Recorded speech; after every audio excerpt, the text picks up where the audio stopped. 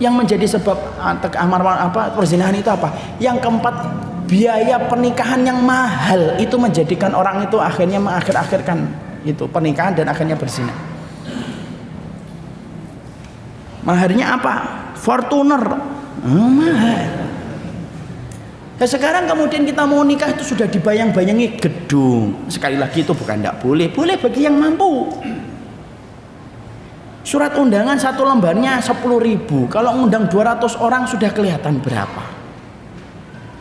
Bisa jadi kalau anak muda kemudian standarnya sudah tidak semacam itu, tapi memaksakan diri, aduh kasihan betul itu akhi. Dan maaf ya kalau ada teman kita nikahnya sederhana, antum harus tetap tersenyum sama dia. Bisa jadi dia nikahnya sederhana tapi barokahnya lebih besar daripada gedung yang disewa oleh orang lain. Sekarang biaya gedung 50 juta, cateringnya 100 juta, biaya undangannya 20 juta, security-nya 3 juta. Mahal, semakin mahal. Akhirnya apa? Ya sudah zina aja. Kelamaan kok. Makanya kemudian salah satu fungsinya orang tua, ayah itu kenapa dia harus punya tabungan? Untuk menjadikan anaknya selamat dari perzinahan. Maaf ya, ini bapak-bapak ini.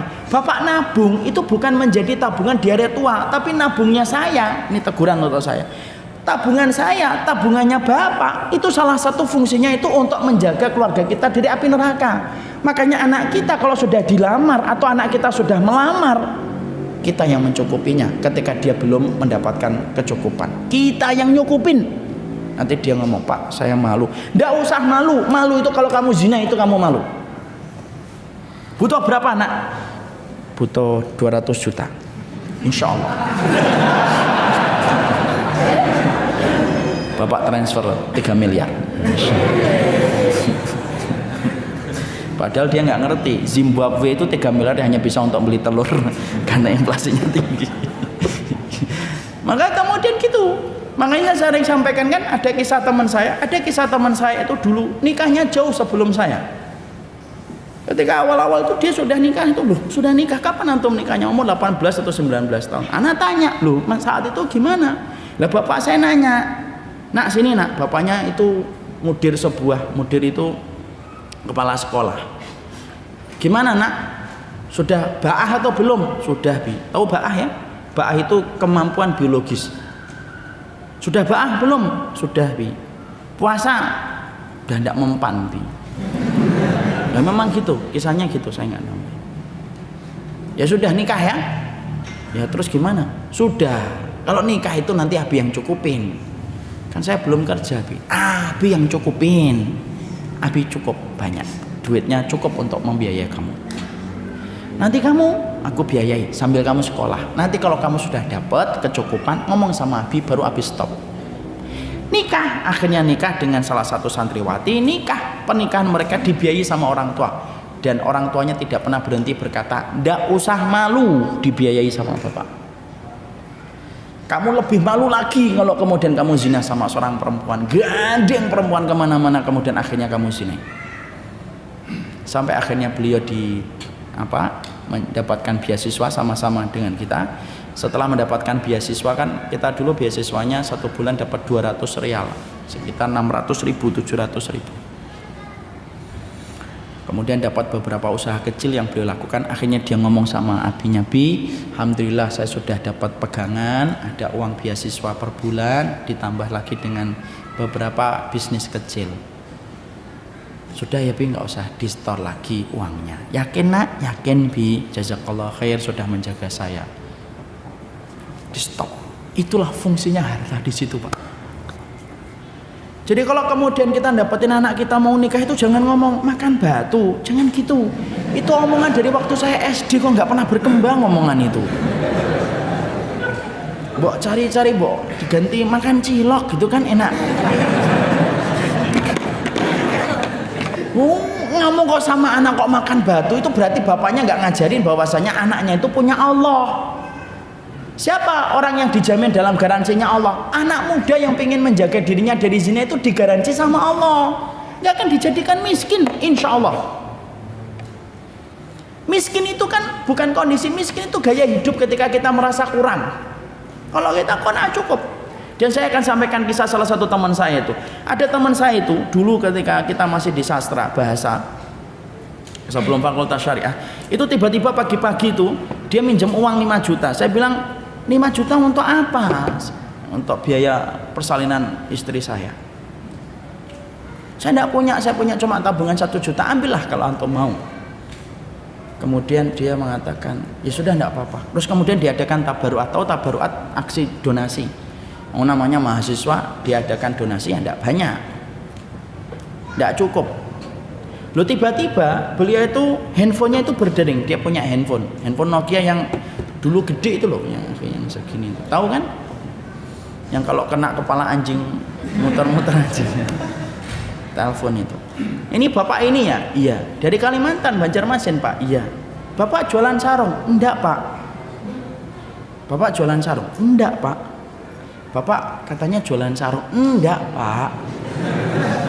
Saya tuh di sampingnya itu denger, ini ngapain sih bapak jualan? Enggak gitu. Dan akhirnya saya tahu keseluruhan cerita setelah telepon itu ditutup. Akhirnya dia ngomong, ya sudah kalau bapak maksa saya penjual sarung, ya sudah saya pedagang sarung. Bapak maunya apa? Saya itu mau mesen sarung pak. Mau mesen sarung? Iya. Berapa pak? Beberapa kodi. Ya sudah pak, coba nanti saya telepon saudara saya. Tutup dulu, nanti saya WA lagi atau apa, SMS lagi pak. Dia nelpon saudaranya itu, ada nggak sarung ini? Ada. Dibutuhkan berapa kode ini, tolong dikirim, ada orang maksa saya sebagai pedagang sarung. Loh, sederhananya kisah ini singkatnya ikhwan, masya Allah ya. Singkat ceritanya, itu kemudian sarung dikirim, ditransfer, untungnya persis dengan jumlah yang dibutuhkan ketika membiayai biaya persalinan. Coba, masya Allah. Loh, sampai kemudian akhirnya beberapa tahun kembali saya ketemu lagi, saya tanya, masih ada lagi yang nelpon kamu pedagang sarung? Enggak ada.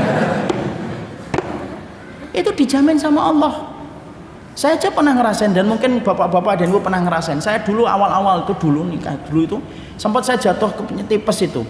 Kemudian sebelum tipes itu saya itu dulunya itu jualan kurma. Saking lalisnya kurma itu sampai kemudian saya untung banyak. Saat itu untung 8 juta. Menurut saya itu banyak banget itu, alhamdulillah banget. Sempat saya merasa kelihatannya saya punya bakat bisnis yang luar biasa ini. Padahal murid saya bilang, bukan bisnis Ustadz, orang merasa sungkan kalau ditawari tidak beli, ya sudah. Loh, sampai akhirnya ketika pertengahan bulan Ramadan jatuh sakit, masuk rumah sakit 3 hari atau 4 hari, saya kemudian dirawat. Loh, dilalahnya itu ketika istri saya ke kasir itu, saya tanya habis berapa? Ya itu persis dengan keuntunganmu jual korma.